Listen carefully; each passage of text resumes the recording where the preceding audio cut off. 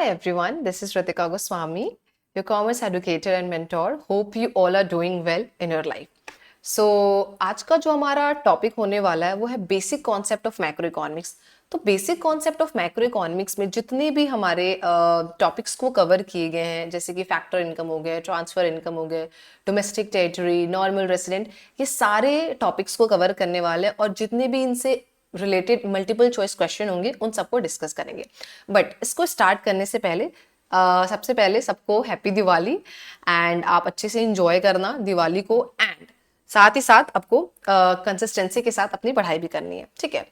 तो इस वाले जो हमारा मल्टीपल चॉइस क्वेश्चन सीरीज है, जो कि हमने देखा है कि जो भी हमारा फर्स्ट चैप्टर था सर्कुलर फ्लो ऑफ इनकम, उसमें हमने 30 MCQ सॉल्व किए हुए जिसको हमने 3 पार्ट में कवर किया था।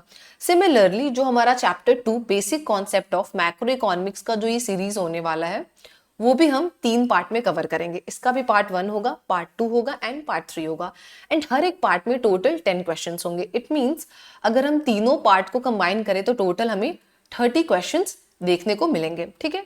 30 क्वेश्चंस में हम पूरे जितने भी मल्टीपल चॉइस क्वेश्चंस होंगे उनको हम प्रॉपर सॉल्व करेंगे। ओके, तो लेट्स गेट स्टार्टेड।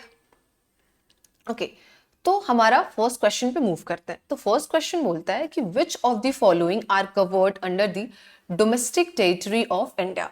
इन चारों ऑप्शन में से कौन सा आपका डोमेस्टिक टेरिटरी ऑफ इंडिया का पार्ट होगा।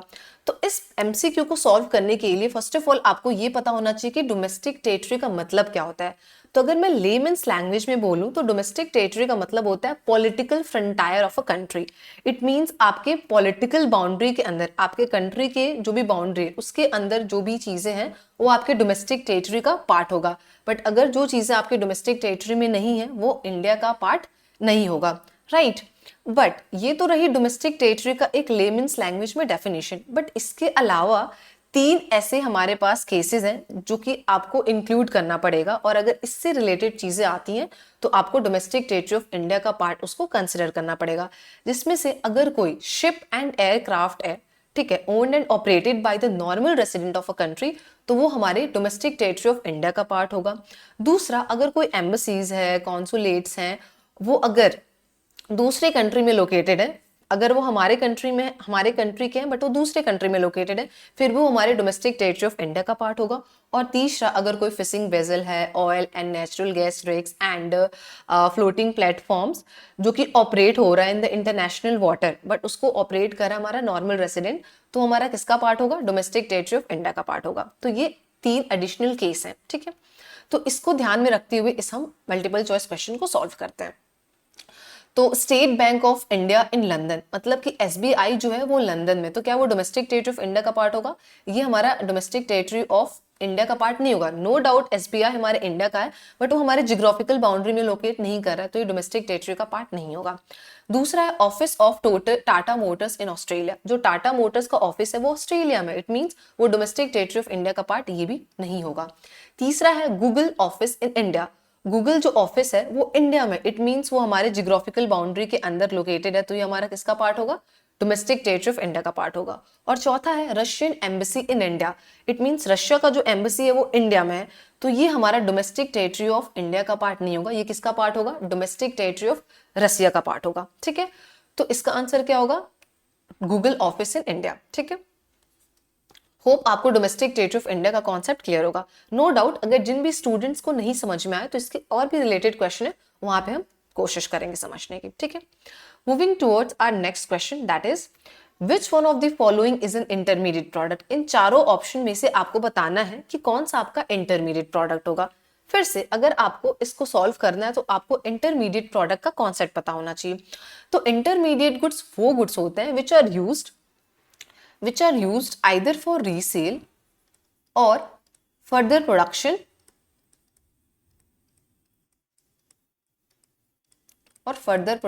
ठीक है। तो इंटरमीडिएट प्रोडक्ट या इंटरमीडिएट गुड्स वो गुड्स होते हैं जो कि रीसेल पर्पस के लिए यूज होते हैं या फिर फर्दर प्रोडक्शन पर्पस के लिए यूज होते हैं, उनको हम इंटरमीडिएट प्रोडक्ट बोलते हैं। तो purchase of pulse by consumer, अगर पल्स परचेज किया जा रहा है कंज्यूमर के द्वारा तो क्या ये इंटरमीडिएट प्रोडक्ट होगा, नहीं। अगर पल्सेस इट मींस दाल को परचेज किया जा रहा है कंज्यूमर के द्वारा तो फिर वो खुद के सेटिस्फेक्शन के लिए वो करेगा, तो ये हमारा फाइनल गुड्स का पार्ट होगा, ना कि इंटरमीडिएट प्रोडक्ट का पार्ट होगा, ठीक है। तो पहला ऑप्शन तो गलत हो गया। दूसरा ऑप्शन बोलता है कि मशीन परचेज बाय फर्म, अगर मशीन फर्म के द्वारा परचेज किया जा रहा है तो इंटरमीडिएट प्रोडक्ट का पार्ट होगा, नहीं ये फाइनल गुड्स का पार्ट होगा, तो ये भी नहीं होगा। Wheat used by A flour mill, अगर व्हीट फ्लोर मिल के द्वारा यूज किया जा रहा है तो ये हमारा इंटरमीडिएट प्रोडक्ट का पार्ट होगा, क्योंकि जो फ्लोर मिल वाले नहीं तो फिर उसको रीसेल पर्पस के लिए यूज करेंगे या फिर उससे फर्दर प्रोडक्शन करेंगे। ऑप्शन 3 वैसे हमारा करेक्ट होने वाला, बट हम ऑप्शन 4 को भी देख लेते हैं। Wheat used by house hold, अगर व्हीट को हाउस होल्ड के द्वारा यूज किया जा रहा है इट मीन्स ये हमारा फाइनल गुड्स होगा, ठीक है, तो ये भी हमारा इसका पार्ट नहीं होगा। Okay, now moving towards our third question, which one of the following is not an example of final goods. इन चारों ऑप्शन में से आपको बहुत ध्यान देखना, बी केयरफुल कि नॉट लगा हुआ है कि क्या लगा हुआ है, ठीक है। तो आपको इसमें से चारों ऑप्शन में से बताना है कि इसमें से कौन सा है जो कि फाइनल गुड्स का एग्जाम्पल नहीं है। तो फिर से अगर आप तीसरे क्वेश्चन को सॉल्व करना चाहते हैं तो आपको फाइनल गुड्स के बारे में पता होना चाहिए कि what is the concept of final goods. तो final goods refers to those goods which are used either for consumption or for investment purpose. It means नहीं तो ये कंजम्पशन पर्पस के लिए यूज होता है, नहीं तो फिर ये इन्वेस्टमेंट पर्पस के लिए यूज होता है, ठीक है। तो फाइनल गुड्स वो गुड्स होते हैं which are used either for consumption purpose और for investment purpose, that goods is known as final goods. Okay, तो ऑप्शन 1 देखते हैं, chalk dusters etcetera purchase by school, ये हमारा फाइनल गुड्स का पार्ट नहीं होगा, ये हमारा इंटरमीडिएट गुड्स होगा, तो ये नहीं होने वाला। Fertilizers used by the farmers, अगर फार्मर्स फर्टिलाइजर को यूज कर रहा है इट मीन्स वो उसको उससे फर्दर प्रोडक्शन करेगा, तो ये तो इंटरमीडिएट गुड्स का पार्ट होगा, तो ये भी नहीं होगा। Wheat used by the flour mill, अभी जस्ट हमने किया ऊपर वाले क्वेश्चन में कि अगर फ्लोर मिल के द्वारा व्हीट यूज किया जा रहा है तो ये हमारा इंटरमीडिएट गुड्स का पार्ट होगा, ना कि फाइनल गुड्स का पार्ट होगा। और ऑप्शन 4 है हमारा ऑल ऑफ द अबव, कि इन चारों में से मतलब ये जो तीनों है ये हमारे फाइनल गुड्स के पार्ट नहीं है, तो आंसर हमारा क्या होगा ऑल ऑफ द अबव, कि तीनों हमारे फाइनल गुड्स के पार्ट नहीं है, ठीक है। Now moving towards our fourth question, depreciation of fixed asset refers to. अब आपको पता होना चाहिए, आपने अकाउंटेंसी में भी पढ़ा होगा कि डेप्रिसिएशन का डेफिनेशन क्या होता है। तो depreciation refers to fall in value of fixed assets due to wear and tear, due to obsolescence, तो इसको हम लोग क्या कहते हैं, डेप्रिसिएशन बोलते हैं। तो आपको इसमें से बताना है, इन चारों ऑप्शन में से बताना है कि कौन सा इसमें से डेप्रिसिएशन को डिफाइन कर रहा है। तो depreciation of fixed assets refers to foreseen obsolescence, normal wear and tear, normal wear and tear and foreseen obsolescence कि अनफोर्सिन ऑब्सोलेंस। तो सबसे पहले तो आपको ये पता होना चाहिए कि जो डेप्रिसिएशन होता है ना वो एक फोर्सिन ऑब्सोलेसेंस होता है। फोर्सिन का मतलब होता है कि एक्सपेक्टेड लॉस होता है, ठीक है, और ऑब्सोलेसेंस का मतलब होता है कि change in technology. Normal wear and tier ये भी सही है, बट ऑप्शन ये भी हमारा सही है, ये भी सही है, बट ऑप्शन सी क्या कि दोनों को कंबाइन कर दिया, normal wear and tear and foreseen obsolescence, तो हमारा आंसर क्या हो जाएगा ऑप्शन 3। ऑप्शन 4 क्यों गलत है, क्योंकि ये अनफोर्सीन ऑब्सोलेंस बोल रहा है। तो ये अनफोर्सीन जो ऑब्सोलेंस जो होता है उसको हम कैपिटल लॉस बोलते हैं, ना कि डेप्रिसिएशन बोलते हैं। ये कैपिटल लॉस को डिफाइन करता है, ना कि डेप्रिसिएशन ऑफ फिक्स्ड एसेट को डिफाइन करता है। तो that's why option 4 is wrong. तो हमारा करेक्ट आंसर क्या होगा option number C, normal wear and tear and foreseen obsolescence, ठीक है। Now moving towards our fifth question, ये क्या बोलता है कि unforeseen obsolescence of fixed capital assets during production is, अगर कोई अनफोर्सीन ऑब्सोलेसेंस हो रहा है फिक्स्ड कैपिटल एसेट्स का ड्यूरिंग प्रोडक्शन, तो आप उसको क्या बोलोगे। Option A consumption of fixed capital बोलोगे, कैपिटल लॉस बोलोगे, इनकम लॉस बोलोगे, या नन ऑफ द अबव होगा। तो अभी रिसेंटली मैंने आपको क्वेश्चन नंबर 4 में बताया कि अगर अनफोर्सीन ऑब्सोलेसेंस हो रहा है फिक्स्ड कैपिटल का तो ये कैपिटल लॉस को डिफाइन करता है, ना कि डेप्रिसिएशन को डिफाइन करता है। तो आपको यहाँ से तो आंसर तुरंत पता चलना चाहिए कि कंजम्पशन ऑफ फिक्स्ड कैपिटल नहीं होगा। व्हाई, द रीजन इज कि कंजम्पशन ऑफ फिक्स्ड कैपिटल को हम क्या बोलते हैं, डेप्रिसिएशन बोलते हैं। What is the alternative name of depreciation, तो कंजम्पशन ऑफ फिक्स्ड कैपिटल हो गया, रिप्लेसमेंट कॉस्ट हो गया, ये सारे हमारे ऑल्टरनेटिव नेम है डेप्रिसिएशन के। तो ये तो नहीं होने वाला, इनकम लॉस भी नहीं होगा, पर कैपिटल लॉस क्या होता है, अनफोर्सीन ऑब्सोलेसेंस हमारा कैपिटल लॉस को डिफाइन करता है। तो option number B is the correct answer, ठीक है। तो आपको थोड़ा सा केयरफुल होना, और अगर आपके पास कॉन्सेप्ट क्लैरिटी है then you will be able to easily आप टैकल कर पाओगे और सारे एमसीक्यूज को आप करेक्टली सॉल्व कर पाओगे, ठीक है। Okay, now moving towards our sixth question, ये क्या बोलता है कि refrigerator purchased by a confectionery shop is an example. अगर कोई कन्फेक्शनरी शॉप रेफ्रिजरेटर फ्रिज को परचेज कर रहा है तो ये किसका एग्जांपल होगा, फाइनल गुड का एग्जांपल होगा, इंटरमीडिएट गुड का एग्जांपल होगा, कैपिटल गुड का एग्जांपल होगा, कि both sorry both A and C. तो आपको पता होना चाहिए कि फाइनल गुड्स का डेफिनेशन क्या, इंटरमीडिएट गुड्स का डेफिनेशन क्या है। मैं दोबारा से आपको बता देती हूँ कि फाइनल गुड्स वो गुड्स होते हैं which are used either for consumption purpose और फॉर इन्वेस्टमेंट पर्पस, उसको हम फाइनल गुड्स बोलते हैं। जैसे कि फॉर एग्जांपल अगर मिल्क हाउस होल्ड के द्वारा या कंज्यूमर के द्वारा परचेज किया जा रहा है तो नॉर्मल सी बात है वो अपने कंजम्पशन पर्पस के लिए यूज करेगा, तो हमारा फाइनल गुड्स हो जाएगा। पर ऑन द अदर हैंड अगर मिल्क जो है वो डेयरी शॉप के द्वारा परचेज किया जा रहा है तो ये हमारा इंटरमीडिएट गुड्स होगा। द रीजन बिहाइंड दिस कि जो डेयरी शॉप वाला है वो उस मिल्क को क्या करेगा, वो रीसेल करेगा, नहीं तो फिर उससे आइदर प्रोडक्शन करेगा, लाइक उससे स्वीट्स बना सकता है, मिठाइयां बना सकता है। तो ये आपको ध्यान देना है। तो अगर रेफ्रिजरेटर कन्फेक्शनरी शॉप के द्वारा परचेज किया जा रहा है तो ये हमारा एग्जाम्पल किसका होगा, फाइनल गुड्स का एग्जाम्पल होगा। ठीक है, और इसको हम कैपिटल गुड भी बोलते हैं। तो आंसर हमारा क्या हो जाएगा, बोथ ए एंड सी। ठीक है, ये हमारा गलत हो जाएगा। Okay, now moving towards our seventh question. Seventh question क्या बोलता है कि which of the following is an example of non durable good. इसमें से कौन सा जो हमारा है वो हमारा नॉन ड्यूरेबल गुड्स का एग्जाम्पल है। मिल्क है, ब्रेड है, कि बोथ ए एंड बी, या क्लोथ्स। तो सबसे पहले आपको ये पता होना चाहिए कि ड्यूरेबल गुड्स क्या है, नॉन ड्यूरेबल गुड्स क्या है और सेमी ड्यूरेबल गुड्स क्या है।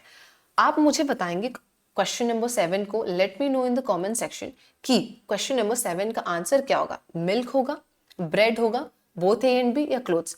जैसा कि हमें पता है कि हम 2 क्वेश्चंस देते हैं जो कि स्टूडेंट्स को सॉल्व करना रहता है। ठीक है, तो आपको क्वेश्चन नंबर 7 आपका क्या है, होमवर्क है, जो कि आप मुझे कमेंट सेक्शन में बताएंगे। ठीक है, ओके। अब हम आते हैं क्वेश्चन नंबर 8 पे। Addition to the capital stock of an economy is termed as investment, capital loss, consumption of fixed capital, या all of this। अगर एडिशन हो रहा है अपने हमारी इकोनॉमी के कैपिटल स्टॉक में तो आप उसको क्या टर्म डिफाइन करते हो, लाइक आप उसको इन्वेस्टमेंट बोलोगे, आप उसको कैपिटल लॉस बोलोगे, आप उसको कंजम्पशन ऑफ फिक्स कैपिटल बोलोगे, या ऑल ऑफ दीज बोलोगे।